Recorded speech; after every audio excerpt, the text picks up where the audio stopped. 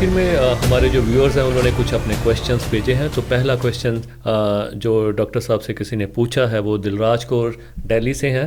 तो क्वेश्चन जो है मैंने वो विद रिपोर्ट्स डॉक्टर साहब को दिखा दिया है। तो डॉक्टर साहब आपके विचार उस पर देना चाहेंगे। हेलो, सत श्री अकाल जी, दिलराज कौर जी। एक्चुअली ऐसे है, मैंने आपका रिपोर्ट देखा तो ये है, इसको कहते हैं मैकुलर डिजेनरेशन, मतलब जो आँख का जो पीछे पर्दा है वो वीक हो गया है। अब आप पूछेंगे, अगला सवाल उठता है कि ये वीक क्यों हुआ। देखिए, हर एक चीज़ की जो है एक होती है एफिशिएंसी। जैसे फॉर एग्जांपल मेरा हाथ है, अब इसमें पावर है, अब ये पावर भी कुछ देर तक रहना है, उसके बाद ये भी आहिस्ता आहिस्ता वीक होना है। अब ये है कि कईयों में है कि भाई ये वीक हो जाएगा 10 साल पहले या किसी का 10 साल बाद हो गया। इसी तरह एक्चुअली पर्दे का भी है, हर एक को तो ये होता नहीं है, लेकिन यूजुअली ये समझ लो, आप समझो बाय बर्थ ही उसमें समझ लो एक किस्म का पूरी तरह से अच्छी तरह से वो सही तरह से वो बना नहीं होता है।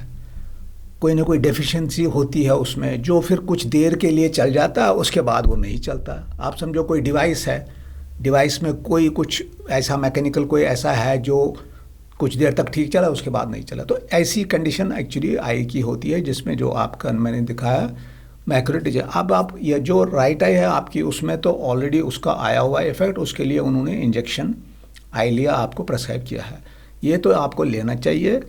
लेकिन आप थोड़ा सा आइडिया होना चाहिए आपको, ये ऐसा नहीं कि उन्होंने एक इंजेक्शन लगाया तो आप कहेंगे अच्छा जी चलो जी इंजेक्शन लगाया तो ठीक हो गया तो अब ज़रूरत नहीं है। नहीं, ये इंजेक्शन आपको रिपीटेडली लगाने हैं। पहले पहले तो महीना महीना लगाने हैं 3 महीने के लिए, उसके बाद फिर वो दोबारा आपका वही OCT वगैरह एंजियोग्राफी करेंगे, फिर देखेंगे कि वो ठीक है। जब तक वो ठीक रहता है नहीं है तब तक तो ठीक है। फिर उसके बाद कई बार हो जाता है, दोबारा हो जाता है, फिर वो कहेंगे अच्छा जी नहीं आप इसको दोबारा होना चाहिए। उस टाइम फिर वो जो आपकी फ्रीक्वेंसी जो है, अभी तो महीने महीने बाद लगना है 3, उसके बाद फिर वो देखेंगे, हो सकता है 2 महीने बाद लगे, हो सकता है 6 महीने के लिए ज़रूरत ही नहीं पड़े, या 6 महीने बाद फिर वो कहेंगे। लेकिन अगर आप अपनी आई साइट उसमें मेंटेन करना चाहते हो राइट आई में जो है जिसमें अभी तकलीफ़ है, उसके लिए यह है कि वो चीज़ आपको, वो इंजेक्शन आपको लगाना है, और जब भी वो बुलाएं आपने जाना है और वो अपना वो चेकअप करें। ये तो हो गया राइट आई के लिए। तो इसलिए ये इंजेक्शन आपको पता होना चाहिए, ये आपको फ्रीक्वेंटली ज़रूरत पड़ेगी और कई बार ज़रूरत पड़ेगी, इन फ्यूचर भी ज़रूरत पड़ेगी। कई बार 2 महीने बाद, कई बार 6 महीने बाद, कई बार हो सकता है साल में एक दफ़ा पड़ जाए या उससे। तो ये है। अब है सवाल लेफ्ट आई का, लेफ्ट आई का कैसा बचाया जाए। अब उसमें ऐसा नहीं है कि कोई ऐसी चीज़ है जो आपके हाथ में है। हाँ, आपके हाथ में सिर्फ इतना ही है, क्योंकि जब आपको कभी भी आपको लेफ़्ट आई में कोई किसी किस्म का जब आप पढ़ते हैं और आपको लगे कि कोई लेटर है, कोई वर्ड है जो आपको थोड़ा डिस्टॉर्टेड लगता है, जैसे H है, A है, E है, या कोई ऐसा शब्द है जिसको आपका लगा कि भाई मुझे शब्द, उस शब्द की जो फॉर्म है वो ठीक नहीं लग रही है, वो कुछ डिस्टॉर्टेड लग रही है, उस टाइम आपको जाना चाहिए दोबारा अपने डॉक्टर के पास।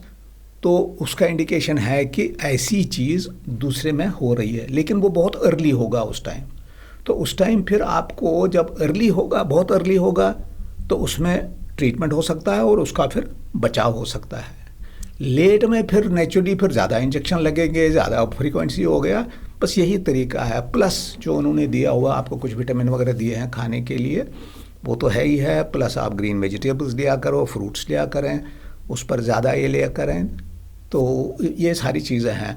लेकिन ऐसा नहीं कि आप, हम कहेंगे कि आप फ्रूट लो, वेजिटेबल लो, प्लस वो जो है आपको विटामिन वगैरह दिए हुए हैं कि इनसे ये होगा कि ये मतलब ख़त्म हो जाएगा, ऐसा कुछ नहीं है। सिर्फ ये है कि इसको हेल्प करेगा ताकि फर्दर प्रोग्रेस ना हो। लेकिन आपका डॉक्टर के पास जाके OCT और एंजियोग्राफी कराना बहुत ज़रूरी है, क्योंकि वो तो देखे गए नेचुरली। जब भी आप उनके पास जाएंगे उन्होंने दूसरी आंख ज़रूरी देखनी है, चाहे आपकी कंप्लेंट हो या ना कंप्लेंट हो। कंप्लेंट हो तो फिर तो बिल्कुल ही, नहीं भी हो तब भी देखना है। तो जब भी उनको लगेगा कि आपकी दूसरी आंख में कोई ऐसा है, तो वो फ़ौरन फिर उसका ट्रीटमेंट शुरू कर देंगे। लेकिन उसमें एज सच सिवाय सप्लीमेंट के और डाइट के आपके में कोई ऐसा चीज़ नहीं है जो मैं आपको कहूँगा ये ऐसे करो तो इससे उसका बचाव हो जाए। बचाव यही होगा कि आप पीरियोडिकली चेकअप करते रहो ताकि वो ठीक रहे। दिलराज कौर जी के बारे में मैं एक बार और भी बताता हूँ। ये बहुत एक कह लीजिए कि लीडिंग एक रिनाउंड आर्टिस्ट हैं। ये पेंटिंग काफ़ी अच्छी करते हैं, इनकी काफ़ी एग्जीबिशंस वगैरह भी लगती हैं। अभी रिसेंट लुधियाना में श्री बहनी साहब में इन्होंने एग्जीबिशन लगाई थी, तो इनका काम भी है थोड़ा माइन्यूटली ये तो थोड़ा बहुत, देखने वाला, ऐसी- शायद उसके कारण भी हो सकता है। अच्छा अच्छा अच्छा।